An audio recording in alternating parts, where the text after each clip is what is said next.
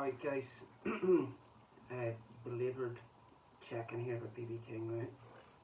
We'll look at a few things and then we're going to talk about one of his students and guy that shared the stage with him as a very young man, before going on to have his own career and all the rest of it, and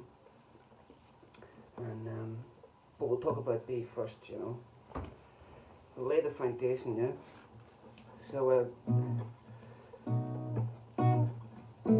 I used to do a song of his whenever I was busking, on the streets of Belfast. People just walking by and I was singing this old blues. And, if I had any sense, I'd have been singing the hits of the day and probably, be taking home a whole lot more money and all the rest of it. But I was into the blues thing, so every now and then you would get an astonished pensioner would stop by and would be like, what, excuse me, why are you playing Skip James and all of this here stuff, but yeah, it's the blues invasion, sometimes takes a little bit of a trip, a bit of time traveling.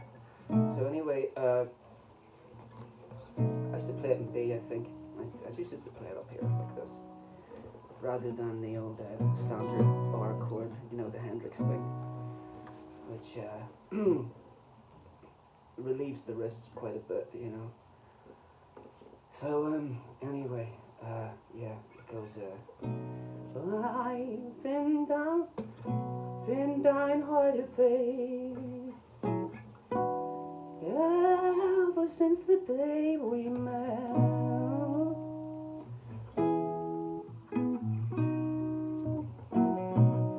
Yes, I've been downhearted, babe, ever since the day we met. Oh, love is nothing but the blues, woman. Baby, how blue can you get?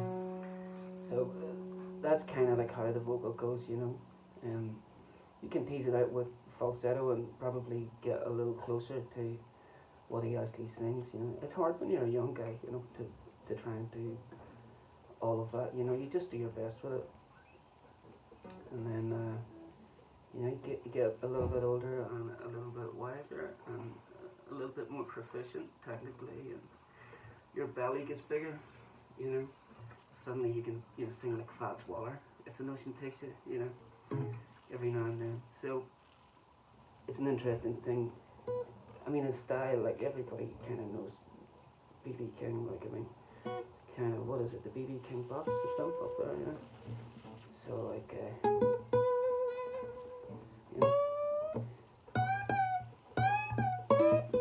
all those little moves. Probably the finer detail is like, he'll go like,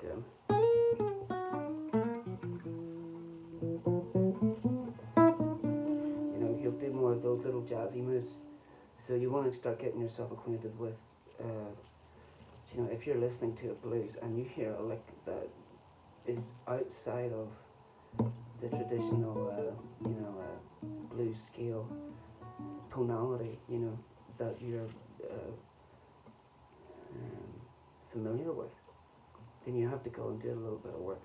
And you have to work on triads, 1, 3, 5, root, flat 7. If you're going to play jazz, you'll employ those little boys there, but in blues there'll be a lot of that. Then you realize you can throw these little chromatic things in.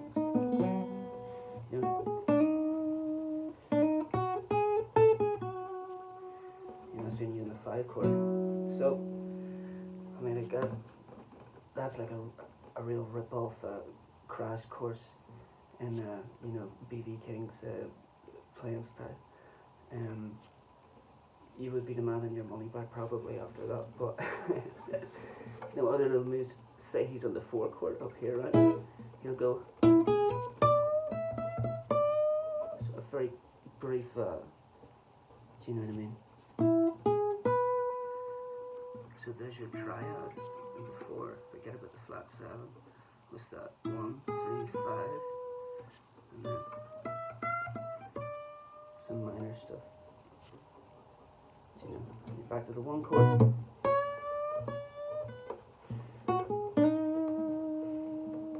You know,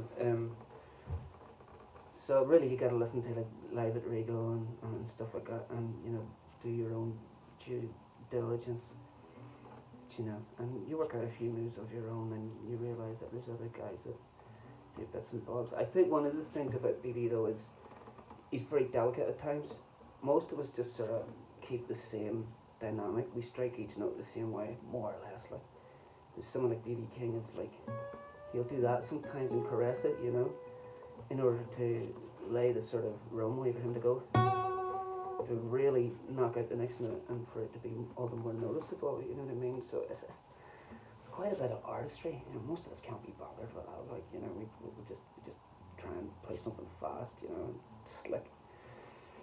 So it's worth checking out. So anyway, who was it? Played as a young guy with a BB King and had this sort of mentorship thing. It was Joe Bonamassa. So, you know, he was like a child prodigy type of thing. And yeah, I mean, you hear that story and you just kind of take it for granted, you know what I mean? But it's actually, if you really dig what Joe Bonamassa does and appreciate him as a player, it's like, oh man, that all of that must have been instrumental, you know, he must have picked up so much and stuff like that. The only reason I say it is he come to mind the other night for some reason. I actually met him once at a gig in the Limelight maybe 15, 20 years ago or something like that, and had a wee chat with him, and I was like, yeah man, BB King, like, it's all about BB King, you know, and he goes to me, man, you can play as many notes as you want, he'll just flatten you. 2 notes, man, 3 notes, he'll just flatten you. But that was our little, you know, conversation that we had. Anyway, he come to mind, and I remembered that there was something about him doing like a tribute concert to Rory Gallagher in Cork. And I thought, yeah, I'll stick this on and let's check it out. I couldn't believe it, like, I could not believe it. He did it last year, I believe, at the Cork Opera House. So, I mean, like, it's online, you can go looking at there, it's absolutely amazing one. His guitar playing on it, like, he really goes above and beyond to try and do justice, you know, to Rory. Obviously the tribute meant a lot to him, you know what I mean? Singing wise as well, and even the band, if you listen to the drums underneath it, it's like, oh my god, I'm so glad he got that, because that's, do you know what I mean, that's key to Rory's sound, you know, rather than getting some, you know, John Bonham imitator in, you know what I mean? You know, he even had a guy on keys, and it was just like Louis Martin and stuff, and it was really cool. So I recommend checking that out. I think he lets loose a bit more with his playing. He plays into Rory's philosophy, and it's like, it's just so cool, man. It's just so cool. It's a bit more rough edge and stuff, and it's fantastic to hear him play like that. You know what I mean? Rather than no perfect, you know, loads of fast stuff, and you know, the things that people pay to see, I suppose. So it must have been a nice buzz for him too. Anyway, that's my latest soliloquy, and that is good night.